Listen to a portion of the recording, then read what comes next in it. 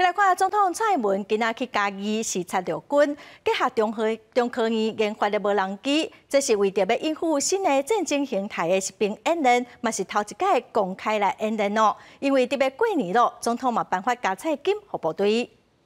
这部牌采横队方式展开。提前向前冲，嘉义中正机部234旅找6透早进行实兵演练，模拟敌军为水上机场空降的应对作战。总统蔡英文特别来到现场视察，嘛颁发加菜金给官兵。张立强。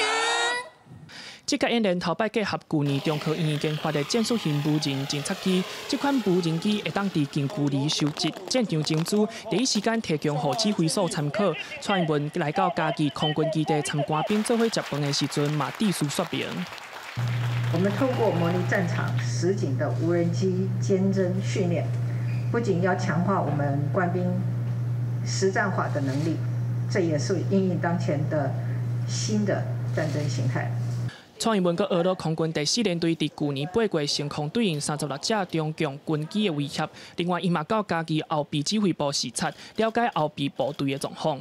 回到嘉义后备指挥部，除了执行协调多次的教召，我们的后备指挥部呢，也来做提升后备部队的战力，也有效的编管民力，让我们地方民防系统运作顺畅。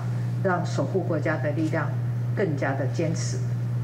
伫去年底宣布兵役制度的调整了后，蔡英文顶礼拜先去到平湖，互大家看台美协同训练的成果。这礼拜阁来到嘉义来勉励官兵，帮民众通相信国军的实力。以上是记者林思豪、谢桂林伫咧嘉义的采访报道。